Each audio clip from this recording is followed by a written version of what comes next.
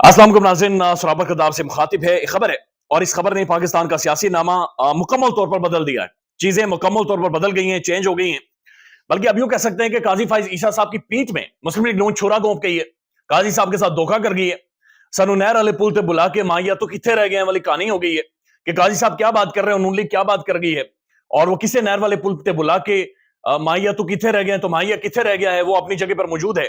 लेकिन नून लीग इंतखाबात से बागी है। नून लीग अपनी लंगोट उठाकर पतली गली से निकली है और नून लीग ये समझ रही है कि जो इस वक्त सियासी जनाजा उन्होंने उठाया हुआ है, जिस सियासी जनाजे को वो ताहयात नाहली पे खत्म करवाना चाह रहे हैं, वो सियासी जनाजा उसकी इतनी बदबू फैल गई है, इतनी बदबू फैल गई है कि वो दफनाना चाह रहे हैं। उसके लिए उन्होंने सेनेट का इंतखाब किया है और सेनेट में सेनेटर दिलावर साहब बुनियादी तौर पर जो मुस्लिम लीग नून के सपोर्टरों से, उनके वोटर से, उनके वोट से वो सेनेटर बने थे, जो ट्रेजरी बेंचेस में जाकर नून लीग के साथ बैठते थे, उन्होंने करारदाद पेश कर दी है। और ये करारदाद काजी उल कज़ा के सामने भी एक सवाल है। सुप्रीम कोर्ट के सबसे बड़े जज काजी फाइज ईसा साहब के सामने भी एक सवाल है। ये उसी जज के सामने भी एक सवाल है जो दिन में तकरीबन 12 दफा या 32 दफा जरूर ये कहता था कि एक मखसूस जमात है जो इंतखाबात मुलतवी करवाना चाह रही है, एक मखसूस जमात के लोग इंतखाबात मुलतवी करवाना चाह रहे हैं। आप क्या चाहते हैं, इलेक्शन जीरे लो? आप क्या चाहते हैं, इंतखाबात मुलतवी हो? इसको तौहीन अदालत का नोटिस भेजें। इंतखाबात की मुलतवी के हवाले से आपने मीडिया तो दूर, घर में जाकर बीवी से बातचीत करें। पैमरा का नोटिफिकेशन आ गया कि इंतखाबात के हवाले से बातचीत नहीं कर सकते, आप कुछ भी नहीं कर सकते। लेकिन नून लीग की हिमायत के साथ, नून लीग के पुश के साथ, नून लीग की थपकी के साथ जो बंदा सेनेटर बना, जो सेनेट के अंदर मौजूद है, अवान बाला सेनेट, जो एक पहचान है वफाक की, फेडरल की, वहां पर जाकर एक बिल पेश किया गया है जिसमें यह कहा गया कि इंतखाबात ठप दिए जाए, इंतखाबात मुलतवी कर दिए जाए और एक वे आउट तमाम तर पॉलिटिकल पार्टीज को इस वक्त दिया जाए। अब जो उन्होंने वजूहात पेश की हैं इलेक्शन मुलतवी करवाने के हवाले से, मुजाहिका खेज है, वो अजीब व गरीब है। लेकिन 3 दफा आज सेनेट के अंदर यह करारदाद बाकायदा से मंजूर हुई है, ना सिर्फ पेश हुई है बल्कि मंजूर हुई है कि पाकिस्तान के अंदर 8 फरवरी के इंतखाबात को मुलतवी कर दिया जाए, इंतखाबात को कैंसिल कर दिया जाए, इंतखाबात को रद्दी की टोकरी में फेंक दिया जाए। वही सब कुछ जो पंजाब के अंदर हुआ था, जो खैबर पख्तूनख्वा में हुआ था, उस वक्त ज़ाहिर है काजी साहब नहीं बोले थे, काजी साहब नहीं चीखे थे, बल्कि उस वक्त काजी फाइसा साहब ने ये कहा था, उस बेंच से उठ के थे जो मराठा बदयाल साहब ने बनाया था। और उस वक्त काजी साहब का ये कहना था कि ये मामला लाहौर हाईकोर्ट के अंदर पेंडिंग है, लिहाजा मैं इस सारे मामले को नहीं सुनूंगा। लिहाजा फिलहाल इस चीज को वो उठकर चले गए थे काजी फाइसा साहब, अगर मैं सही रिकॉल कर रहा हूं तो। लिहाजा अब जो मामला है 2024 के अंदर 8 फरवरी को जो इंतखाबात होने, जिन्हें काजी साहब ने कहा था कि पत्थर पर लकीर है, उसे नून लीग राह इख्तियार इख्तियार कर गई है। अब जो करारदाद पेश हुई है उसके अंदर करारदाद का मतन क्या है वो आपके सामने रख देते हैं। लेकिन उससे पहले बड़ी इंपॉर्टेंट चीज है, नौशी गिलानी साहिबा है, इनकी कुछ एक पोइट्री है जो सोशल मीडिया पर बहुत ज्यादा डिस्कस हो रही है, उसकी कुछ एक लाइनें आपके सामने रख देते हैं। वो लिखती हैं कि तेरी गुफ्तार पे हैरत, तेरे किरदार पे खाक, काजी असर तेरे अदल के दरबार पे खाक, जुल्म के बाब में एक रस्म नहीं लिखने को, तूने कातिल को पहनाई है दस्तार, तेरी उस दस्तार पे खाक।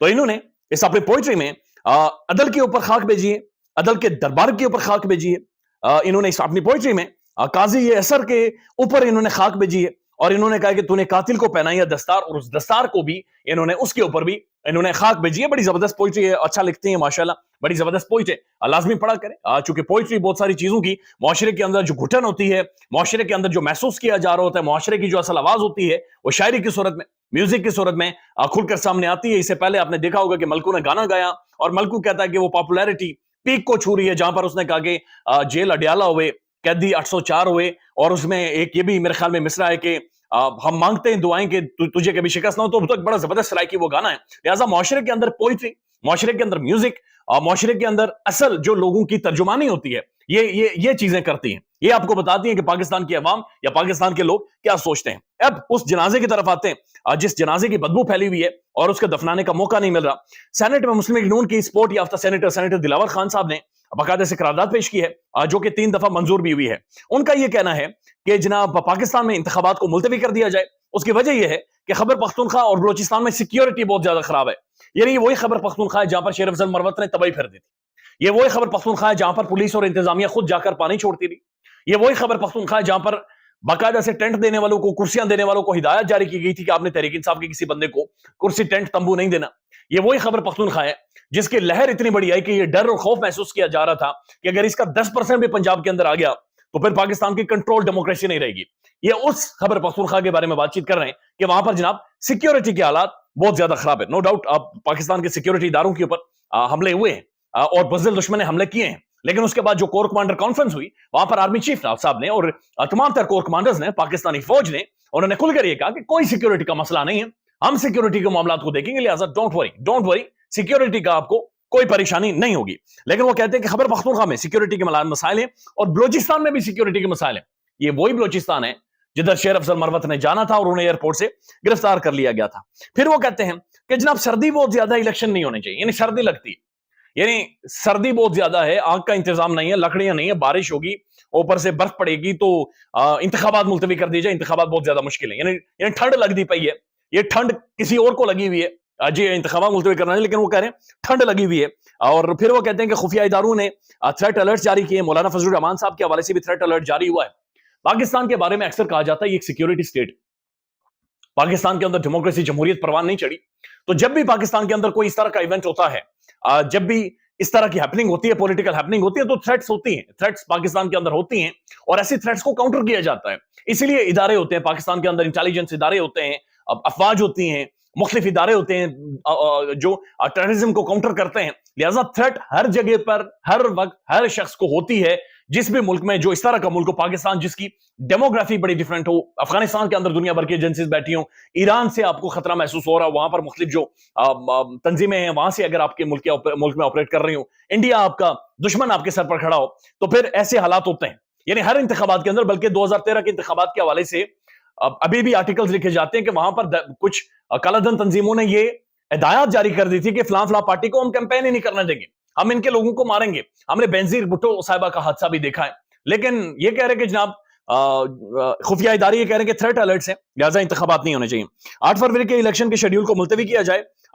جو سینیٹر عفنان اللہ ہیں, جن کے شیر افضل مروت صاحب نے جنہیں پھینٹی بھی لگائی تھی ایک لائیو ٹیلی ویژن میں, انہوں نے بہرحال کھڑے ہو کر گفتگو کی. انہوں نے کہا جی عالمی جب ورلڈ وارز تھی اس دوران بھی انتخابات ہوئی, تو کیا ہم لوگ اتنے پیچھے کہ ہم انتخابات کی طرف نہ جا سکیں؟ اور ورلڈ وارز ہوئی, وہ کہہ رہے ہیں عالمی جنگیں ہوئی, لیکن اس دوران بھی ان ممالک کے اندر انتخابات ہوئے. ان ممالک کے اندر انتخابات اس لیے ہوئے چونکہ وہاں پر انتخابات پولیٹیکل قوتیں کروانا چاہ رہی تھی. وہاں کا جو معاشرہ تھا وہ پولیٹیکلی اتنا ایوالو کر چکا تھا کہ انہیں پتا تھا کہ اس ملک کا حال صرف الیکشنز میں, اس ملک کا حال صرف انتخابات میں, اسی لیے الیکشنز ہوئے تھے.